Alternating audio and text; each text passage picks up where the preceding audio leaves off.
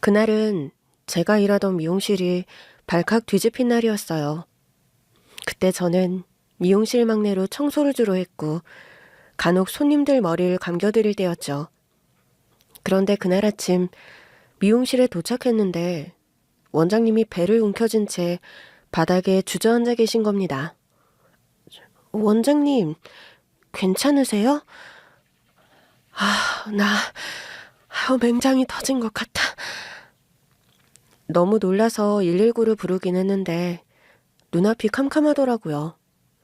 작은 미용실이라 원장님과 다른 선생님 한 분이 손님을 받던 미용실이었거든요. 다른 선생님도 출근하더니 심호흡을 하시더라고요. 그러면서 저에게 물으셨어요. 너 간단한 커트 정도는 할 수 있지? 네, 할 수 있긴 한데. 그럼 오늘 손님들 머리 감기는 거랑 간단한 커트는 다 네가 해. 나머지는 내가 어떻게든 해볼 테니까. 파마할 때 옆에서 같이 말고. 네. 문제는 그날 하루로 끝날 상황이 아니라는 거였죠. 원장님은 결국 수술에 들어가셨고 당분간은 막내인 저랑 미용사 선생님 한 분이 미용실을 운영해야 하는 상황이었어요. 작은 미용실이었지만 단골이 많은 가게라 손님이 끊이지 않았어요. 재밌었던 건 제가 의외로 맡은 일을 꽤 잘 해냈다는 거였죠. 같이 일한 선생님도 인정하실 정도로요. 너 실력이 꽤 늘었다. 이제 남자 커트는 맡아서 해도 되겠어? 정말요? 그래도 이 정도면 당분간은 버티겠어. 원장님 손님들은 예약 미룬 사람들도 많아서. 네. 실력이 늘었다는 말을 인정받는 건 좋았지만 중요한 건 제 일은 늘었다는 거였죠. 선생님이 먼저 퇴근하시고 나면 미용실 청소하고 정리하고 문 닫고 나가는 건 제 몫이었어요. 그날도 청소를 하고 있는데 웬 중년 여자 손님이 들어오시더라고요. 여기 아직 영업하나요? 지금 선생님이 퇴근하셔서요. 살짝 다듬고 싶어서 왔는데 내일 아들이 대학원 졸업하는데 머리끝이 너무 삐죽삐죽해서요. 그럼 제가 해드려도 될까요? 다듬는 것 정도는 가능해요. 그래요. 잘 부탁해요. 손님 하나 없는 미용실에서 중년 여자 손님의 머리카락을 다듬고 있자니 이상하게 정겨운 느낌이 들었어요. 그 여자 손님도 이런저런 얘기를 해주셨고요. 이 시간까지 혼자 남아서 청소하는 거예요? 네, 제가 막내라서요. 종종 지나가면서 보긴 했는데 나는 원래 미용사를 집으로 불러서 머리를 하거든. 출장 미용이요? 근데 그 미용사가 집에 일이 생겨서 집에 갔다고 해서 한번 들렀어요. 종종 와주세요. 저는 실력이 별로여도 원장님이랑 다른 선생님은 정말 실력이 좋으세요. 그렇게 자부해요? 그럼요. 저도 열심히 배우고 있는걸요. 아가씨 꿈은 뭔데? 제 샵 차리는 거요. 사실 제가 고등학교에서 미용기술 배워서 일을 시작했는데 아직 한참 모자라더라고요.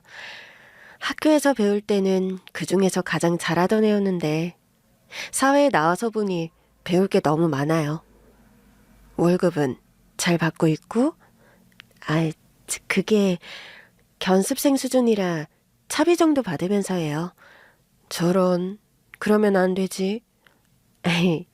일단 석 달은 그렇게 하기로 해서요. 이번 달이 석 달째예요. 다음 달부터는 꼭 월급 받고 해요. 그래야 내가 여길 오지? 네? 손님은 알 수 없는 말씀을 하시더니 저한테 팁을 주셨어요. 이건 아가씨한테 주는 팁. 미용비는 따로 줬으니까 그건 꼭 아가씨가 가져요. 근데 너무 많은데요. 이 밤중에 내가 원하는 걸 해줬잖아요. 그것도 아주 잘. 그러니 그냥 받아요. 그때 그 손님이 주신 팁이 10만 원이었어요. 그때 우리 미용실에서 받던 커트 비용보다 몇 배는 더 많은 돈이었죠. 사실 그때 마침 생활비가 부족했거든요. 미용실에서 견습생으로 있으면서 다른 아르바이트를 할 시간도 없었다 보니 전에 아르바이트로 모았던 돈도 다 떨어져 가던 참이었죠. 이런 행운이 다 있나 싶어서 신기하기도 했어요. 그 일이 행운이 된 건지 다음 달부터는 많지는 않아도 월급이라는 걸 받기 시작했어요. 원장님이 맹장 터졌을 때 제가 같이 수습한 것도 크게 봐주셨더라고요. 그렇게 정식 직원으로 일을 하기 시작했는데 오랜만에 그 여자 손님이 또 오셨더라고요. 그런데 저를 콕 집어서 미용을 맡기신 거예요. 원장님과 다른 선생님 모두 말리셨어요. 아직 이 친구는 사모님 정도의 머리를 만질 정도가 안 돼서요. 제가 봐드릴게요. 아니, 내 머리 만지는 사람이 따로 있나요? 나 이 친구한테 이미 맡겨본 적 있어요. 네? 아니, 도대체 언제요? 우리 미용실 처음 오신 거 아니었어요? 두 번째입니다. 이 선생님 혼자 청소하고 계시길래 머리 좀 다듬어 달라고 부탁했었죠. 아, 그러셨어요? 결국 그 손님의 머리는 제가 만지게 됐어요. 오늘도 다듬어줘요. 아, 그리고 뿌리에 흰머리도 좀 염색하고 싶은데. 아, 그거 정도는 제가 할 수 있을 것 같아요. 그래요. 잘해봐요. 처음으로 제 지정 손님이 생긴 날이었어요. 보통은 원장님과 선생님이 바쁘실 때 간단한 손질 정도만 맡았던 저로선 정말 감개무량한 날이었죠. 그날 이후 그 손님은 늘 저만 찾으셨어요. 원장님과 선생님도 신기해하셨죠. 나이도 지긋하신 분이 저처럼 어린 미용사에게 머리를 맡긴다면서요. 그 손님 덕분에 저는 원장님께도 더 신뢰를 얻기 시작했고 손님도 점차 늘어갔어요. 많은 손님을 받다 보니 저절로 실력도 늘어갔죠. 그러던 어느 날이었죠. 처음 보는 젊은 남자 손님이 들어오더니 저한테 미용을 받고 싶다고 하시더라고요. 네, 앉으세요. 그 즈음에도 저도 원장님이나 다른 선생님께 손님을 굳이 양보하진 않던 때였거든요. 그만큼 월급도 올랐고요. 호기롭게 앉혔는데 그 손님이 제가 처음 해보는 파마를 하고 싶다고 하더라고요. 아, 네. 근데 혹시 다른 선생님께 부탁드려도 괜찮을까요? 제가 처음 해보는 파마기도 하고 지금 모발 상태가 그 모양이 잘 안 나올 것도 같아서요. 괜찮습니다. 저는 선생님께 받고 싶은데요. 잘 안 나오거나 실패해도 상관없어요. 그러나 그 말은 좀 이해가 안 되더라고요. 잘 안 나와도 괜찮다고요? 네, 정말 괜찮습니다. 근데 지금 모발 상태가 잘못되면 어떻게 되는 거죠? 머리카락이 다 타서 구불구불해질 수도 있어요. 까짓것 해보죠. 제가 요즘 스트레스가 많아서요. 자기 스트레스가 많으면 다른 데 가서 풀지. 왜 내 미용사 인생까지 쥐고 흔들려고 하는 건지 이해가 안 되더라고요. 불안한 마음으로 시작하긴 했는데 겁이 나서 원장님께 조언도 구했어요. 원장님도 본인이 직접 봐주시겠다며 손님을 한 번 더 설득해봤는데 말을 안 듣더라고요. 결국 저는 가시밭길을 걷듯이 불안한 마음을 한가득 품은 채 손님의 머리를 만지기 시작했고 그 결과 성공했어요. 망할 줄 알았거든요. 온갖 영양제를 다 퍼부으면서 시술 시간을 최대한 줄였더니 모양이 나온 거죠. 마음에 드세요? 그런데도 불안하더라고요. 뭐예요? 완전 잘 나왔네요. 실패해서 폭탄머리가 됐으면 좋겠다고 생각했는데. 네? 아니, 왜요? 어렵게 공부 마치고 회사에 들어갔는데 두발 규정이라도 있는 것처럼 머리를 얌전하게 하고 오라고 하더라고요. 그래서 보란듯이 폭탄머리를 만들어서 머리가 상해서 어쩔 수 없이 이렇게 됐다. 반항하려고 했죠. 그 손님 말이 어이가 없기도 하고 가슴 한편은 부글부글했어요. 아무튼 잘 나와서 저는 다행이네요. 사실 저는 진짜 초조했거든요. 제가 불편하겠나요? 솔직히 미용사 입장에선 머리가 잘못 나오면 큰일이죠. 자신감도 뚝 떨어지고. 좀 짓궂으시네요. 죄송해요. 그런 생각까진 못했어요. 근데 머리가 너무 잘 나와서 회사에서 안 혼날 것 같아요. 에이, 삐딱선 타던 저를 안전한 길로 되돌려 놓으셨네요. 좀 이상한 사람이라고 생각했어요. 2번 다시는 안 왔으면 좋겠다 생각이 들 정도로요. 얼마 후 제 첫 지정 손님이셨던 그 사모님이 또 오셨어요. 머리를 하는데 불쑥 그러시는 겁니다. 주말에 혹시 쉬어? 이번 주는 하루 쉬어요. 그럼 우리 집에 안 올래? 나 생일이야. 어머, 헉, 정말요? 근데 제가 가도 돼요? 왜 안 돼? 내 생일에 내가 내 손님 초대한다는데? 그럼 뭘 사서 가죠? 저 생일 파티에 처음 초대받아봐요. 아, 사올 게 뭐 있어? 아, 또 이렇게 말하면 또 고민되겠다. 꽃 어때? 나 꽃 좋아해. 소박한 꽃다발. 네, 알겠습니다. 저 갑자기 너무 신나는데요? 사모님과는 워낙 친밀해진 상태라 기분이 좋더라고요. 그 주 주말 꽃다발을 사들고 알려주신 주소지로 갔더니 너무 아름다운 가든 파티가 열리고 있는 겁니다. 사모님, 너무 예뻐요. 저 이런 파티 처음 초대받아봐요. 나도 처음 해봐. 젊은 아가씨도 초대하는데 이 정도는 해야 할 것 같아서요. 저 때문에 하신 거라고요? 당연하지.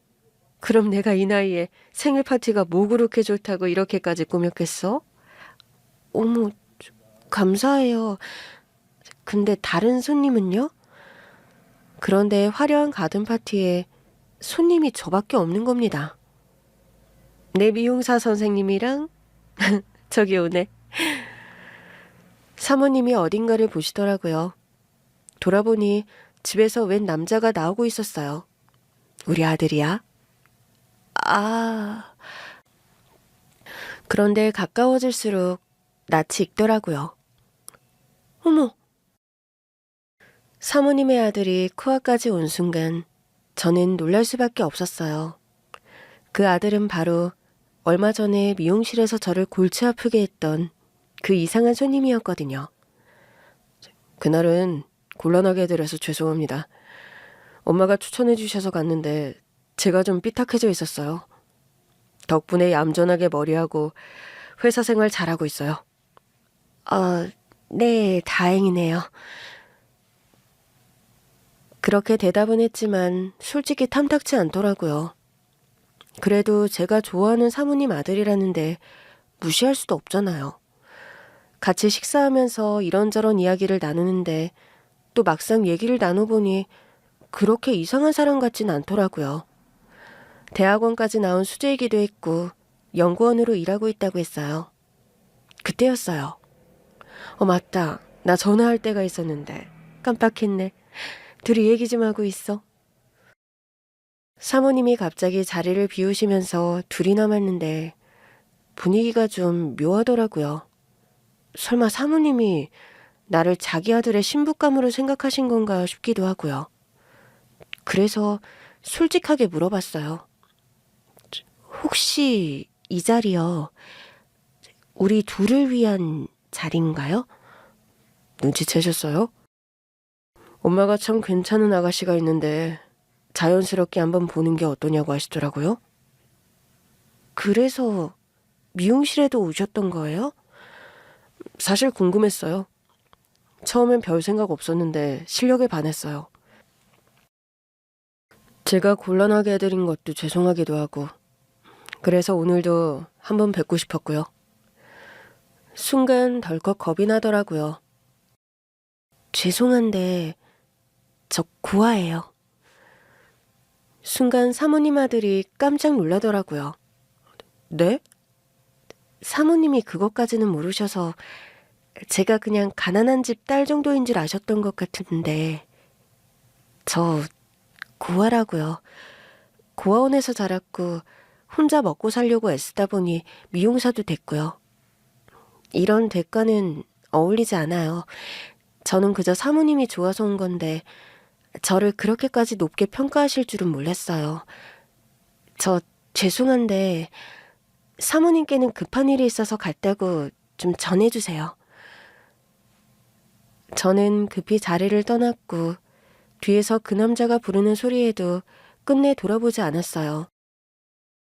아무래도 미용실을 옮길 때가 됐다 싶더라고요. 그런데 며칠 뒤 사모님이 저를 다시 찾아오셨어요. 원장님, 죄송한데 제가 이 선생님이랑 1시간 정도만 얘기를 좀 해도 될까요? 그 사이에 드는 비용은 제가 다 대겠습니다. 갑자기 찾아오셔서는 저를 데리고 나가시더라고요. 저는 그 손을 뿌리쳤어요. 저한테 왜 그러세요? 제가 구하라고 하니까 더 만만하세요? 내가 널 만만하게 생각하면 내 아들 신부감으로 생각하겠어? 고아인 거 다 아셨잖아요. 그게 내 아들이랑 결혼하는데 무슨 문제가 되는데? 문제가 왜 안 돼요? 그렇게 부잣집 아들인데 저 시집가서 팔자 고쳤다는 말 들을 생각 없어요. 착실히 일해서 유능한 미용사로 살 거예요. 어차피 누구도 없이 시작한 인생인데 시집가고 싶은 마음도 없었고요. 저는 그냥 제가 잘 이끌고 사는 게 꿈이에요. 너 하고 싶은 거 다 해. 거기에 내 아들의 아내, 내 며느리 역할만 얻는 거야. 우리 가족이 돼달라는 뜻이야. 말도 안 돼요. 저 같은 애가 어떻게... 우리 아들이 너한테 반한 것 같더라. 소개한다고 다 눈이 맞는 것도 아닌데 이 정도면 인연 아니겠어? 너도 아주 싫은 것만 아니면 우리 아들을 천천히 좀 봐줘. 좀 개구쟁이 같은 면은 있어도 착해. 그날부터 일이 끝날 때마다 사모님 아들이 와서 기다리고 있는데 정말 곤란하더라고요. 바람 맞추는 것도 한두 번이지 결국 제대로 마무리를 짓자 싶어서 포장마차로 데리고 가 마주 앉았어요. 이제 그만하시죠. 제 결심은 안 변해요. 딱 3번만 데이트해보는 거 어때요? 그래서 내가 싫다고 하면 포기할 거예요? 네? 좋아요. 그럼 이게 첫 번째 데이트죠? 뭐 그렇게 하시죠. 호기롭게 시작했는데 저는 2번째 데이트에서 이미 그 남자에게 홀랑 넘어가 버렸어요. 짓궂은 사람이다 싶었는데 정말 개구쟁이 같은 천진한 면이 있어서 사람을 자꾸 웃기더라고요. 결국 홀랑 넘어가 결혼까지 하게 됐고 저는 시어머니와 친해도 너무 친한 며느리가 됐어요. 그러던 어느 날이었죠. 시어머니께서 신혼집에 찾아오셨더라고요. 어머니, 어쩐 일이세요? 들어오세요. 고아인 나를 편견 없이 받아주신 세상에 하나뿐인 시어머니시잖아요. 저는 시어머니를 뵐 때마다 친정엄마라도 본 것처럼 좋았어요. 그런데 시어머니께서 갑자기 생각지도 못한 말씀을 하시는 겁니다. 진국이 다른 여자 임신시켰다. 어머니, 그게 무슨 말씀이세요? 그러니까 이혼해. 위자료는 넉넉히 줄 테니까 바람 피운 남자 버리고 네 갈 길 가. 시어머니께서 저한테 이혼을 종용하신 겁니다. 처음엔 믿을 수 없어서 남편에게 연락을 해봤지만 남편은 연락을 받지 않았어요. 그리고 그날부터 집에 들어오지도 않았죠. 몇 달을 버티다가 시댁으로 갔어요. 진국 씨, 여기 있나요? 회사에도 안 나온다던데요. 그 여자랑 바람나서 도망갔어. 네? 그러니까 도장 찍어. 그만 버티고. 그런 놈 아내로 살고 싶진 않을 거 아니야. 차라리 잘 된 거 아니니? 자식도 없는데 이참에 새 출발해. 어머니, 귀책 사유는 우리 아들한테 있으니까 너 충분히 먹고 살 만큼 위자료 챙겨줄게. 듣고도 믿기지 않는 상황이었죠. 이게 다 무슨 일인가 싶고 멍해지더라고요. 결국 이혼 서류에 도장 찍었어요. 남편은 연락두절 상태지 버틴다고 달라질 상황 같지 않더라고요. 어머니, 더는 어머니라고 부를 것도 없다. 네 계좌로 위자료 넣어줄 테니까 다시는 찾아오지 마. 그냥 잊고 네가 원하던 삶을 살아. 하지만 남편의 바람보다도 믿을 수 없었던 건 친엄마처럼 다정했던 시어머니의 변한 태도였어요. 어머니, 저한테 왜 이렇게 매정하세요? 미안해서 그러시는 거예요? 미안? 남편 간수 못해서 다른 여자한테 애 나갖게 한 주제에 뭔 말이 많아? 어차피 내 손주는 그 여자가 낳을 텐데 내가 너한테 무슨 정이 더 남아있겠니? 애 낳으면 그 여자까지 내가 데리고 살 거니까 다시는 내 집에도 오지 마. 험한 꼴 보고 싶지 않으면 당장 나가. 변해버린 시어머니를 보며 얼마나 상처를 받았는지 몰라요. 저는 시댁에서 쫓겨나듯 나왔고 그렇게 다시 혼자가 됐어요. 처음에는 어떻게 살았는지도 기억이 안 나요. 일하던 미용실에서 계속 일은 했지만 가슴이 텅 비어버린 것 같았어요. 신혼집이 시댁 근처에 있었는데 시댁 근처에서 살기 싫어서 이사도 하고 직장도 관뒀죠. 그렇게 3년이 지났어요. 볼일이 있어 차를 타고 이동하던 중이었는데 저 앞으로 전 시어머니와 전 남편이 보이는 겁니다. 아니, 행색들이 왜 저래? 분명 두 사람이 맞는데 행색이 너무 초라하더라고요. 이상해서 바로 뒤를 쫓아가기 시작했어요. 두 사람이 탄 버스가 멈췄고 저는 한 발 뒤에서 천천히 차를 끌고 따라갔죠. 그런데 두 사람이 도착한 곳은 쓰러지기 직전의 빌라였어요. 여기저기 재건축을 진행 중인 걸로 보이는 플랜카드가 붙어 있더라고요. 아니, 도대체 왜 여기에? 도저히 이해가 안 되더라고요. 두 사람은 정말 그 빌라 안으로 들어갔고 저는 차에서 내려 황급히 두 사람을 따라갔습니다. 두 사람이 들어간 집 앞에 섰는데 가슴이 미친 듯이 뛰더라고요. 불과 3년 만에 집이 망하기라도 한 건가 싶어 이상하더라고요. 초인종을 누르자 조금 뒤 문이 열리고 남편이 나왔어요. 여보, 누구세요? 저도 모르게 여보라고 불렀는데 남편이 저더러 누구냐고 묻더라고요. 당신 왜 그래? 나 몰라? 네? 저를 아세요? 지금 뭐 하자는 거야? 아무리 그래도 나를 못 알아보는 게 말이 돼? 그때였어요.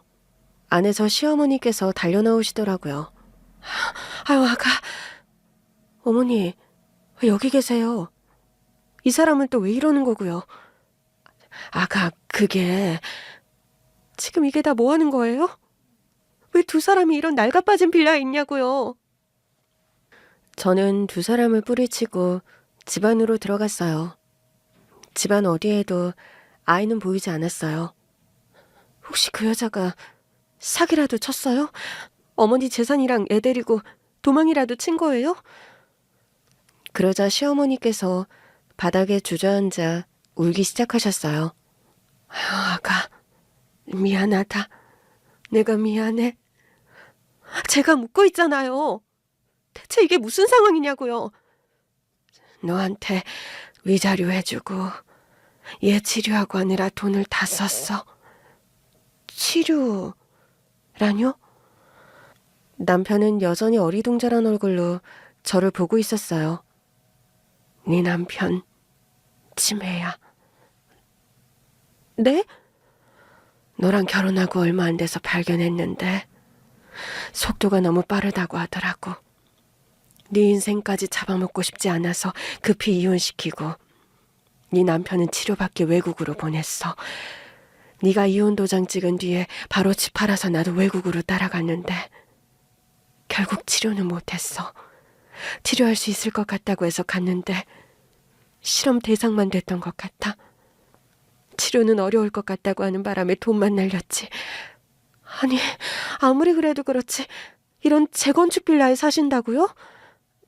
돈이 보통 든 게 아니었어. 사실 나도 남편이 남겨준 돈으로 살고 있었다 보니 아들 키우느라 돈도 거의 다 썼고 너 위자료 주려고 건물도 팔고 했더니 남은 건 집이랑 차가 전부였지.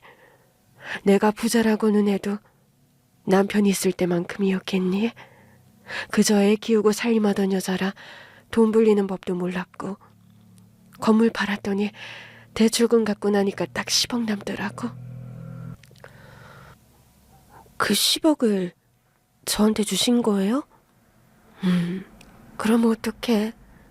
나 때문에 내 아들하고 결혼했다가 이혼녀 타이틀 달게 됐는데 그 정도는 해줘야지. 어머니, 그럼 그것도 다 거짓말이었던 거예요? 남편이 다른 여자 임신시켰다는 말이요. 내 미안하다. 어머니는 대체 저를 뭐로 보신 거예요? 제가 설마 남편이 치매라고 하면 도망칠 여자로 보였어요? 안 도망칠 것 같았어. 그래서 더 모질게 내보낸 거야. 왜요? 부부가 뭔데요?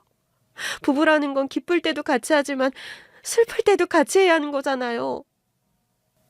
그래도 이제 막 결혼한 너한테 어떻게 병수발을 하라고 해. 그건 내가 해야지. 그래도 사실대로 말씀해 주셨어야죠. 이게 뭐예요? 사실대로 알면 네가 잘도 이혼했겠다. 당연히 이혼 안 했겠죠. 제 남편이니까 제가 감당해야죠. 너 지금껏 힘들게 살았잖아. 그런 너한테 어떻게 내 아들 병수발까지 하라고 하냐고. 너는 네 인생 살아야지. 네가 원하던 꿈을 이뤄야지. 가뜩이나 네 인생 잘 사는 게 꿈이라던 너를 내 아들 마누라로 주저앉힌 게 나잖아. 나만 아니었어도 네 경력 잘 쌓아가면서 일로 만족했을 넌데 내가 잘못했다는 생각이 들었어. 이제라도 바로잡아야겠다 싶어서 모질게 말한 거야. 아무리 그래도 이건 아니죠. 어머니께서 저를 좋게 봐주셔서 시작된 관계지만 누가 뭐래도 이건 제가 선택한 거잖아요. 제가 선택한 사람이고 제가 선택한 결혼이잖아요. 그럼 저도 알고 같이 하게 해주셨어야죠. 치료가 잘 되면 다시 연락할 생각이었어. 사실은 이러이러해서 치료받느라 거짓말을 했었다. 이제라도 내 아들이랑 다시 살아주겠느냐 그렇게 묻고 싶은 마음도 있었어. 근데 치료도 안 되고 돈은 다 날리고 돌아왔는데 어떻게 너한테 연락을 하겠어. 우리가 짐밖에 안 될 텐데. 그래서 어떻게 살고 계셨는데요? 이 사람은 치매라 일도 못했을 거고 어머니가 돈이라도 버셨던 거예요? 남은 돈으로 빌라 얻고 생활비하고 있었지. 안 그래도 폐지라도 주우려고 돌아다니던 참이야. 어머니! 정말 너무 속상하더라고요. 그러니까 너 이제 신경 쓸 거 없어. 다 내가 저지른 일이잖아. 널 결혼하게 한 것도 널 이혼시킨 것도 다 내 책임이야. 그런데 그때였어요. 남편이 저한테 다가오더라고요. 네, 아내였어요? 나 정말 기억 안 나? 죄송합니다. 기억이 조금 지나면 날 수도 있어요. 대체 왜 나한테 말을 안 했어? 나한테 말했었어야지. 저는 기억도 없는 남편을 붙든 채 울었어요. 그런데 남편이 저를 안아주더라고요. 내가 미안해요. 내가 아파서. 치료를 받고 있어? 병원에 갔다 왔어요. 그래? 어머니, 이 사람 지금 상태 어떤 건데요? 네? 신경 쓰지 말고 가래도. 어머니, 이제 진짜 어머니 말 안 들어요. 고아로 살다가 덩그러니 세상에 나왔는데 저를 따뜻하게 대해주신 유일한 어른이 어머니였어요.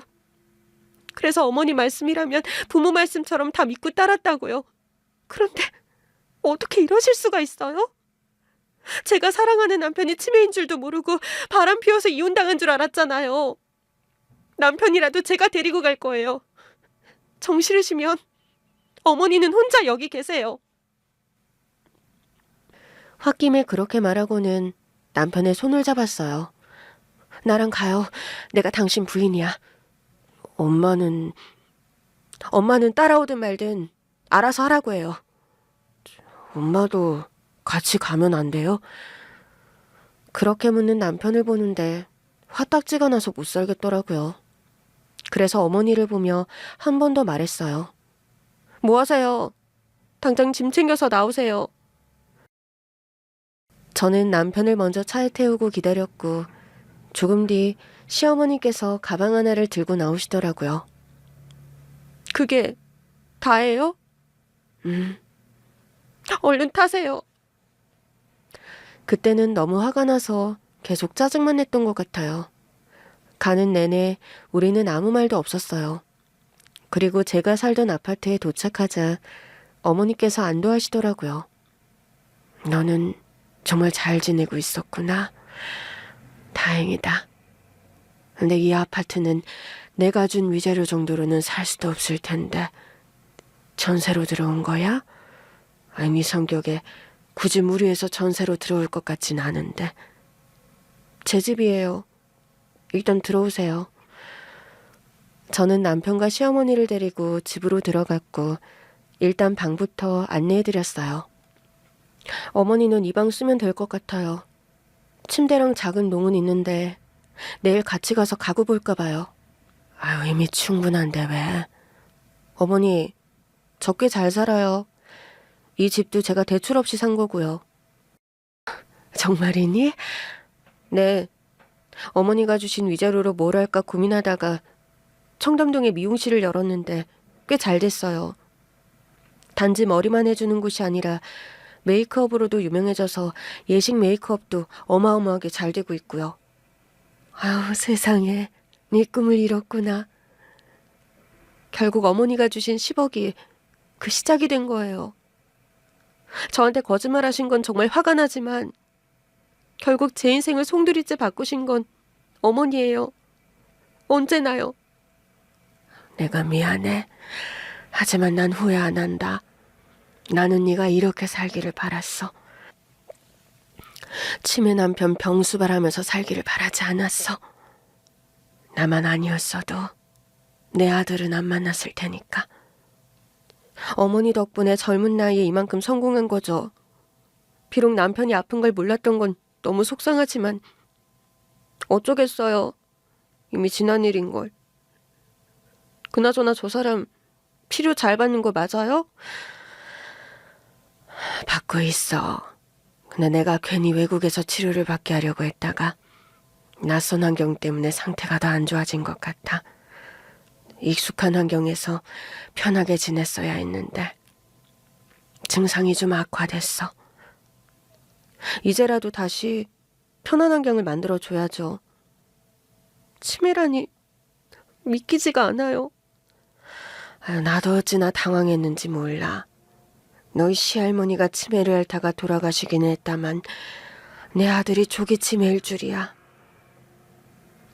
아직도 나를 기억 못하는 것 같은데 괜찮아지는 때가 있긴 한 거예요? 외국에서 한국에 들어왔더니 또 스트레스가 심해져서 그런 것 같아. 환경이 자꾸 바뀌니까. 이제부터는 제가 케어할게요. 어머니도 너무 지쳐 보이세요. 나야 뭐 내 자식이니까. 일단 좀 쉬세요. 제가 식사 준비 좀 할게요. 내가 할게. 너 일하고 와서 피곤할 거 아니야. 어머니가 더 피곤해 보이시거든요. 이제는 제 말도 좀 들어주세요. 큰 소리를 치고 부엌으로 들어갔는데 제대로 된 반찬도 없고 뭘 해야 할지 전혀 모르겠더라고요. 그때였어요. 제가 좀 할까요? 남편이 부엌으로 들어오더라고요. 짐 풀었어요? 네. 좀 쉬고 있으라니까. 나 밥 잘해요. 내가 할게요. 재료가 하나도 없어서요. 나 마트 가는 거 좋아하는데. 마트 갈래요? 남편이 싱긋 웃으면서 고개를 끄덕이더라고요. 그 모습이 꼭 연애 때 보던 모습 같아서 마트로 향했어요. 행여나 치매인 남편이 길이라도 잃어버릴까봐 손을 잡았어요. 손 절대 놓으면 안 돼요. 알겠죠? 네. 남편은 손에 땀이 날 정도로 제 손을 꼭 쥐고 있었어요. 고기 좋아해요? 네. 고기 볶아줄게요. 그래요. 그러면서 마트를 한 바퀴 돌면서 장을 잔뜩 봐왔더니 시어머니께서 화들짝 놀라시더라고요. 아니지. 아니, 뭘 이렇게 많이 사왔어? 신랑이 저 밥 해준대요. 그래? 하긴 얘가 치료받으면서 요리 실력이 늘었어. 어머, 그래요? 내가 체력이 달려서 늘 누워있으니까 내 밥을 챙기기 시작하더라고. 그렇게 신랑이 차려준 밥을 먹는데 갑자기 눈물이 나더라고요. 남편이 놀랐는지 물었어요. 맛이 없어요? 아니요, 그게 아니라 다시 만난 게 너무 신기해서 아까 길에서 봤을 때는 이게 꿈인가 싶었거든. 내가 죄인이다. 네가 이렇게 우리 아들을 사랑하는 줄 알았으면 그냥 솔직하게 말하는 건데 제가 그만큼은 사랑하지 않는다고 생각하셨던 거예요? 우리 아들이 워낙 좋아했잖아. 사실은 네 남편이 원했어. 너한테는 알리지 말아달라고. 네? 치매 진단 받자마자 이혼해야겠다고 하더라고. 지금껏 네가 얼마나 외롭게 살았는데 자기 때문에 또 외롭게 살게 할 수는 없다고. 치매 남편이랑 같이 사는 게 얼마나 외롭겠냐고 그러는데 나도 동의했어. 아직 애도 없으니까 이제라도 새 출발하게 하는 게 맞다 싶더라고. 지금도 같은 생각이세요? 네가 우리를 계산도 없이 데리고 오는 걸 보고 있자니 그러지 말 걸 그랬다 싶어. 물론 네 남편이 결국 뜻대로 하지 않았을까 싶긴 하다만 이 사람이 얼른 기억이 좀 돌아왔으면 좋겠네요. 아주 혼을 내주게. 정말 다시 합칠 거니? 더 잘 생각해봐. 네가 예정이 고파서 그러는 것 같은데. 어머니, 저 청담동에서 잘 나가는 뷰티숍 사장이잖아요. 이혼 경력 있어도 저 좋다는 남자들 많았어요. 그래서? 네, 잘 나가니까 사람들이 여기저기서 붙더라고요. 근데 그럴수록 예전 생각이 났어요. 그 작은 미용실에서 머리카락 쓸고 있던 저를 알아봐준 어머니. 그리고 그런 저를 사랑해준 우리 신랑. 도대체 왜 그런 일이 생겼을까? 그랬던 사람이 왜 다른 여자랑 애를 가졌을까? 아무리 생각해도 이해가 안 되더라고요. 결국 나랑 결혼한 건 어머니 때문이었나 싶기도 하고. 왜? 어머니가 재산이 좀 있으시니까 말을 듣는 척했나 싶기도 하더라고요. 근데 아무리 생각해도 날 분명 사랑하는 것 같았는데 도저히 이해가 안 됐죠. 아버지 돌아가신 뒤로 내 말을 잘 듣는 아들이긴 했지만 여자친구만큼은 타협이 없던 녀석이야. 그래도 내가 괜찮은 애 같다고 하니 한번 보러 간 거지. 근데 뭐 그때도 소개팅 대상으로 생각했다기보다는 그냥 자기 엉뚱한 모습을 보여주고 와버린 것 같더라고. 그런 모습까지 포용해줄 수 있는 사람인지 궁금했을 수도 있지. 후회 많이 했어. 너한테는 말했는지는 모르겠지만. 미안해 하더라고요. 저는 그러면서 남편의 밥 위에 반찬을 얹어줬어요. 남편이 맛있게 먹더라고요. 그날 밤 남편이랑 같은 방은 안 썼지만 잠든 남편의 모습을 한참이나 봤어요. 타지에서 얼마나 고생했을까 생각하니 자꾸 눈물이 나더라고요. 그렇게 얼마 못 자고 겨우 일어났는데 남편이 저를 보면서 울먹이는 거예요. 여보, 엄마한테 다 들었어. 기억이 나? 그럼 당연히 나지. 저는 남편에게 말악 안겼어요. 놀랐잖아. 계속 기억이 안 돌아오길래. 내 증상이 계속 이래. 그러니까 왜 나한테 거짓말을 해? 나랑 같이 있었어야지. 미안해. 당신 고생시키기 싫어서.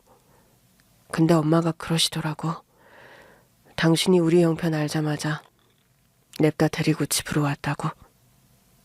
당신이 다른 여자랑 바람난 줄 알고 헤어졌던 거니까. 아픈 줄 알았으면 절대 안 헤어졌지. 근데 여보, 나도 고맙긴 한데 잘 생각해보고 결정해. 나랑 다시 합치는 거 쉬운 일 아니야. 엄마도 고생 많이 하셨어. 정말 여자 없는 건 맞지? 다른 여자랑 애 낳은 거 아닌 건 분명한 거지? 당연하지. 나도 농담이야. 하도 어이가 없었는데 사실이 아니라니까 이제 퍼즐이 좀 맞춰지는 것 같아. 미안해. 일단 나 나가서 일 좀 보고 올게. 오후에 병원 예약했으니까 같이 갔다 오자. 아침 먹고 가. 내가 차려놨어. 또 당신이 차렸어? 어제 저녁도 당신이 해줬는데? 당신 아침으로 프렌치 토스트 좋아하잖아. 기억하네? 응, 다행히. 남편이 차려준 아침을 먹고 나오는데 이상하리만큼 기분이 든든했어요. 분명 치매를 앓고 있다는데도 이 사람이랑 같이 살아야겠다 싶었죠. 오전에 있었던 예약 손님을 받은 뒤 남편을 데리고 병원에 갔어요. 다시 검사도 하고 진행 속도도 확인하기로 했죠. 집으로 돌아왔더니 이번엔 시어머니께서 뜨끈한 청국장에 생선구이로 저녁을 준비해 주셨더라고요. 어머니 청국장 오랜만에 먹네요. 어제 너희가 장 봐온 것 중에 있더라. 맞다 어머니, 이거요. 저는 시어머니께 카드를 드렸어요. 어머니 필요하신 데 쓰세요. 체크카드라 현금도 빼서 쓰실 수 있어요. 다달이 용돈 넣어드릴게요. 아유, 좀 뭐 이런 걸. 어머니, 조만간 저희 샵 같이 가요. 이제 제가 돈 얼마나 잘 버는지 보여드릴게요. 부담 없이 쓰세요. 아유, 나는 그냥 장만 보면 되는데. 그러시지 말고 어머니 부동산 잘 보시잖아요. 저희 전원주택으로 이사 갈까 봐요. 집 좀 알아봐 주시면 안 돼요? 아유, 집은 왜? 이 집도 충분히 좋은데. 남편이 지내기에 편한 환경 같지는 않았어요. 전에 살던 집 정도의 규모로 얻을까 봐요. 환경에 익숙해지는 게 좋다면서요. 치매 걸리기 전의 환경으로 다시 만들어주면 어떨까요? 아유, 우리 아들이 워낙 전원주택을 좋아하긴 했는데.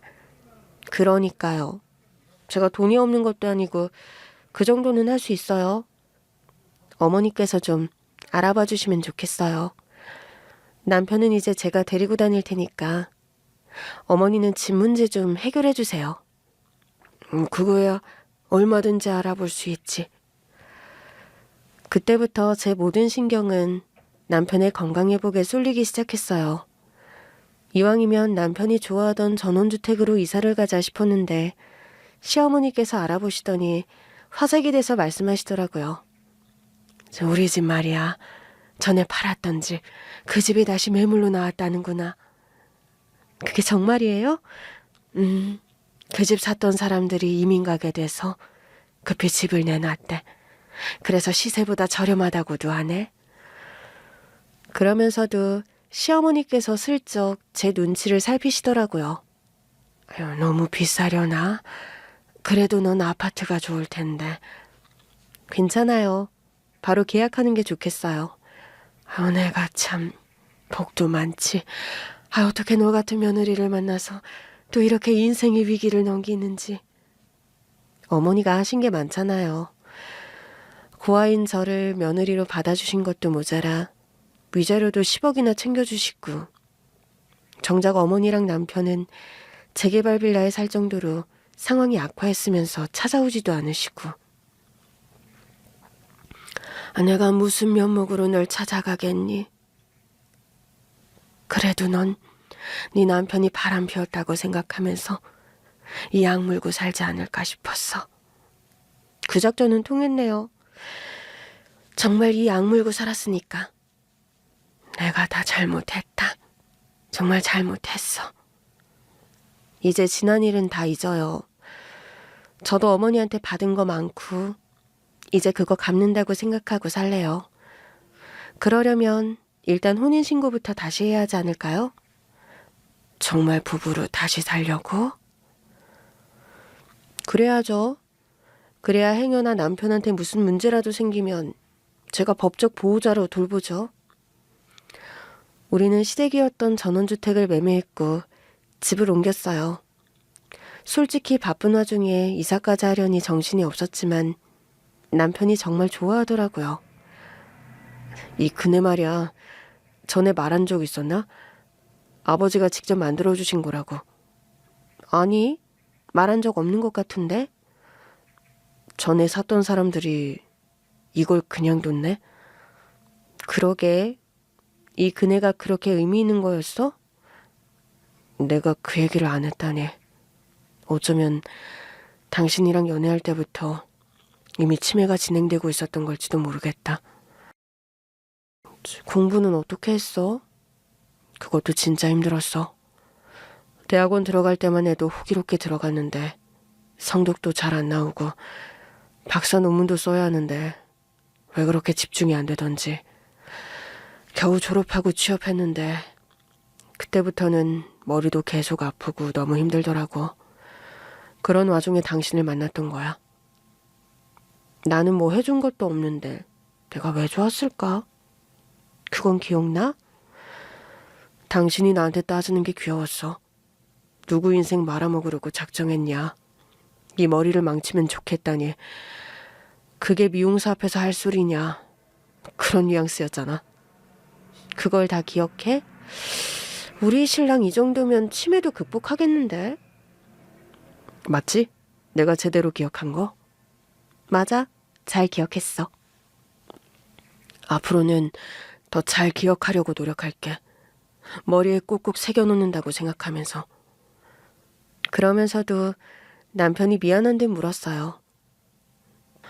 정말 나랑 다시 혼인신고할 거야? 왜? 당신은 싫어? 혹시 외국에서 치료받다가 좋아하는 여자라도 생긴 거야? 그런 거 아닌 거 알잖아. 그냥 이제 내가 경제활동도 하기 힘들고 한데 당신이 나랑 다시 부부로 살겠다고 하니까. 나 돈 잘 벌잖아. 경제 능력은 이제 내가 있잖아. 근데 그것도 어머니랑 당신이 나한테 준 위자료 10억 덕분에 생긴 거거든.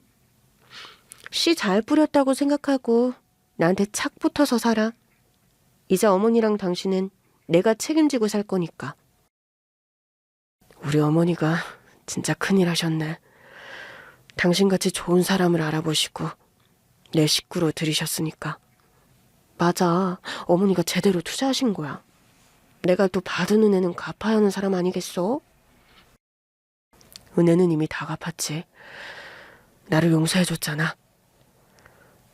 남편은 저랑 다시 산 뒤로 눈에 띌 정도로 상태가 좋아졌어요. 병원에서도 진행 속도가 많이 느려졌다고 하더라고요. 시어머니도 신기해하셨죠. 이러나 저러나 내가 죄인이다. 이렇게 좋아질 줄 알았으면 내가 너희를 갈라놓는 게 아니었는데. 엄마, 제가 원한 거잖아요. 다 제가 잘못한 거예요. 나도 판단을 잘못했지. 내가 잘못한 거야. 자, 두 모자분, 누가 더 잘못했나 대결은 그만하시고 이제 식사하시죠. 오늘은 좋은 날이잖아요. 우리 신랑 진행 속도도 느려졌다고 하고 이보다 더 좋은 날이 어딨어요? 왜? 네 사업도 확장한다며. 그것도 축하해야지. 네, 좋아요. 그러니까 두 분은 다른 걱정은 하지 말고 두 분 건강만 잘 챙기세요.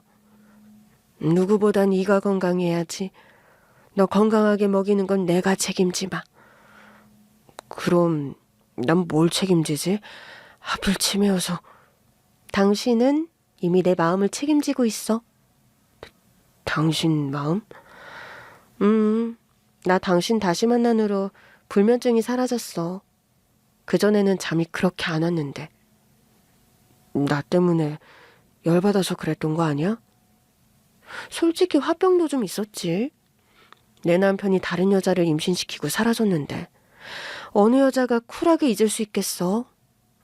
그나저나 그 아이디어는 누구 아이디어였어요? 난 아니다. 네 남편 아이디어야. 네? 당신 정말이야? 아예 정이 똑 떨어지게 하려면 바람밖에 없을 것 같아서. 진짜 열불나네. 내가 아주 평생 기억할 거야. 그러니까 당신도 평생 기억해. 절대 잊으면 안 돼. 알았어. 나 지금 엄청 열심히 두뇌 훈련도 하고 있고 약도 잘 먹고 있어. 당연히 그래야지. 평생 내가 기억하고 잔소리할 건데. 그렇게 우리 세 식구는 한 집에서 살기 시작했어요.